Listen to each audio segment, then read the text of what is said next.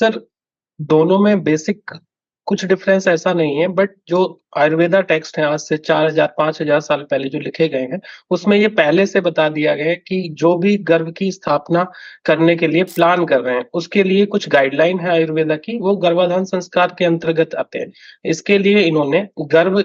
Conception से पहले कुछ 3 महीने का पीरियड बताया है, जिसके लिए प्री कंसेप्शन पीरियड जो हम आजकल मॉडर्न वर्ड में बोलते हैं, उसको 3 महीने पहले से गर्भ की स्थापना की प्रक्रिया को शुरू करना, वो प्री कंसेप्शन वाला पीरियड में आ जाता है। नेक्स्ट हमारा जो प्रेगनेंसी टाइम है, उसको आयुर्वेद में गर्भणी परिचर्या बोला गया है, कि मंथ वाइज आयुर्वेद में हर मंथ में किस ऑर्गन का डेवलपमेंट होता है गर्भ में, उसको बताया गया है कि फर्स्ट मंथ में क्या होगा, गर्भ स्थापना होगी, फिर गर्भ स्थिर होगा, सेकंड मंथ में फिर गर्भ का विकास होगा, फिर उसमें हाथ पैर, ये सारी चीजें उन्होंने 9th मंथ में आयुर्वेद में बताया गया कि पर्टिकुलर मंथ में किस ऑर्गन का डेवलपमेंट होता है और विकास होता है। साथ साथ गर्भ और गर्भणी दोनों के मानसिक मानसिक, शारीरिक और भावनात्मक विकास का भी ध्यान रखा गया है। इसके बाद पोस्टपार्टम जो हम पीरियड बोलते हैं, पोस्टनेटल, उसको आयुर्वेद में प्रसूता बोला गया है, प्रसूता काल, या उस टाइम को 45 डेज कुछ आचार्य ने बोला है, कुछ ने 3 बोला है, सूतिका काल,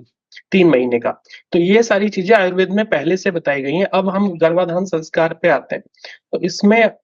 जो प्री कंसेप्शन पीरियड है, सबसे पहले हमारे पास जो भी द वाइटलिटी सोर्स में पेशेंट्स या कपल्स आते हैं, सबसे पहले उनकी आयुर्वेदा काउंसलिंग की जाती है। देन उनका प्रकृति एनालिसिस किया जाता है कि पर्टिकुलर कपल में एक एक वातज प्रकृति प्रधान है या वातज डोमिनेंसी प्रकृति है, एक का पित्त डोमिनेंसी प्रकृति है। इसके बाद में उनका शोधन किया जाता है। जैसे कि अगर हमारे घर में कोई गेस्ट आता है, तब हम अपने घर की सफाई करते हैं, उसी प्रकार से जब हम किसी नए जीव को उत्पन्न करने के लिए आधान कर रहे हैं, तो उसके लिए शरीर की शुद्धि बहुत जरूरी है, क्योंकि मोस्ट ऑफ द प्रेगनेंसी जो होती हैं, वो एक्सीडेंटल होती है, उनके लिए कोई प्रिपरेशन नहीं होती। तो ये बहुत जरूरी, एक बहुत महत्वपूर्ण प्रक्रिया है। अगर हम